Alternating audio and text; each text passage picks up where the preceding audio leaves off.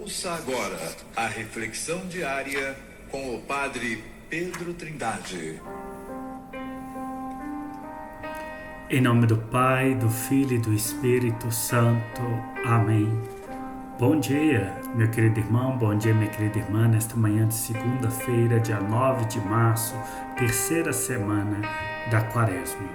No Evangelho de Lucas, hoje, Nosso Senhor chega a Nazaré, vai a uma sinagoga e, diante dos seus conterrâneos, ele começa dizendo: em verdade eu vos digo, nenhum profeta é bem recebido em sua pátria.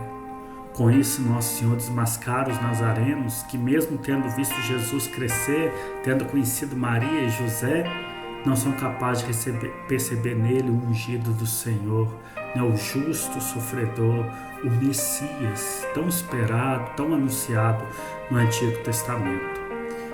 Nosso Senhor depois vai dizer também que o profeta Eliseu, o profeta Elias deram mais assistência a algumas pessoas que precisavam, que eram de fora do povo de Israel, dos que os que eram de Israel. Para dizer o seguinte, meus queridos irmãos, minhas queridas irmãs: proximidade não garante necessariamente intimidade. Eu posso estar profundamente próximo de Jesus, frequentando assiduamente, por exemplo, os sacramentos, a Eucaristia, por exemplo, aos domingos. Posso estar próximo dele ao passar perto de um sacrário. Eu estou sempre próximo dele quando eu me encontro com qualquer ser humano, porque em cada ser humano Cristo está presente também, não de forma sacramental, óbvio, mas está presente, porque fomos criados à imagem e semelhança do Pai. Mas isso não quer dizer necessariamente que eu me torne íntimo de Nosso Senhor. Como também os nazarenos eram muito próximos da criação, do crescimento de Jesus Cristo, mas não reconheceram nele o Messias. A proximidade, às vezes, nos faz exaltar demasiadamente a humanidade do outro, em detrimento à divindade que habita no outro. No caso de Cristo, era o próprio Deus, né? E não só proximidade, mas também conhecimento não garante intimidade, né? Eles conheciam Jesus. Às vezes nós temos tanto conhecimento da fé, do catecismo da igreja, das leis da igreja, do magistério da igreja, da sagrada tradição.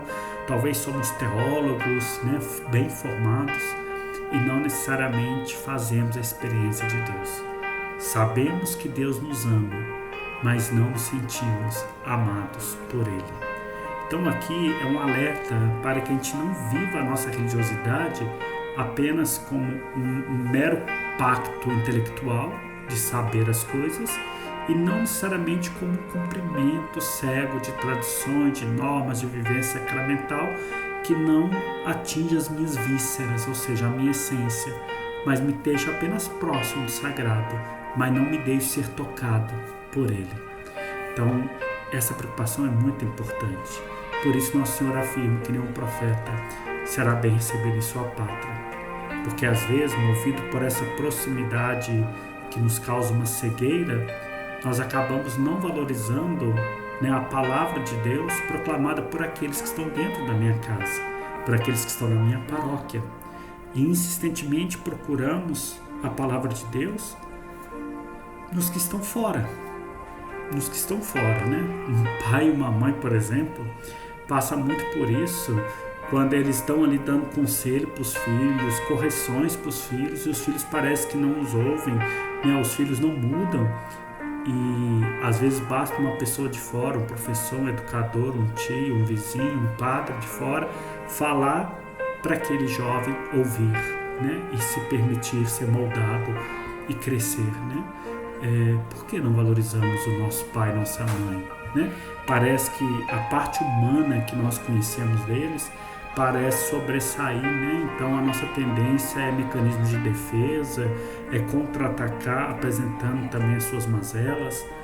Como é difícil, né, ouvir quem é próximo, quem é de casa.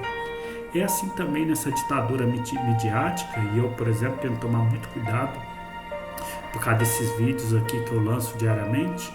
Nós, religiosos, né, líderes religiosos, estamos correndo um sério risco de sairmos dos confessionários, de não mais ministrarmos a unção dos enfermos, de inventarmos desculpa para não ir aos hospitais, né, evitarmos celebrações de exéquias nos cemitérios, para ficarmos demasiadamente preocupados em investir tempo e dinheiro apenas para gravar lives, para fazer programas de TV, né, para fazer momentos oracionais virtuais, como se não fosse mais necessário o contato, como se não fosse mais necessária a escuta, mas apenas falar de Deus, né? Estamos ficando impacientes, né, de gastar tempo para ouvir. Eu percebo hoje quantas pessoas precisam e querem uma direção espiritual e nós padres não temos tempo ou não queremos oferecer tempo para isso, mas continuamos evangelizando pelos meios virtuais, né? Eu fico preocupado com isso e esse é o meu pecado também. Eu também estou me confrontando quando eu falo para vocês sobre isso, né?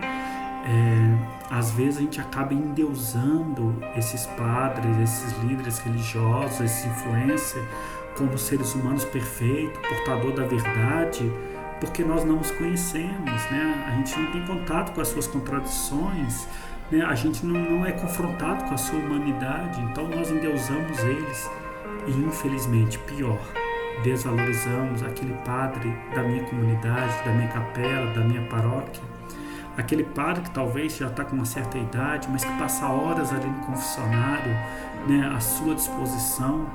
Às vezes não valorizamos aquele padre porque ele não tem o dom da comunicação, às vezes ele não tem o dom da música, às vezes ele não é um padre carismático, ele não vai louvar, não vai orar em línguas, e aí nós procuramos esses semideuses fora.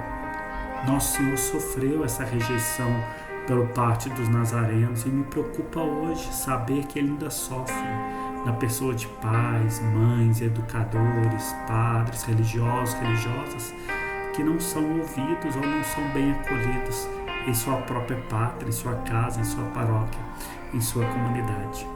Gostaria muito que você pensasse nisso hoje e rezasse por nós também, para que nós possamos priorizar o encontro, olho a olho, possamos priorizar o tempo, investir tempo para a escuta, em detrimento a uma religiosidade meramente virtual.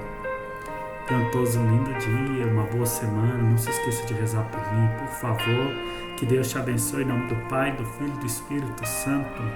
Amém. Louvado seja nosso Senhor Jesus Cristo.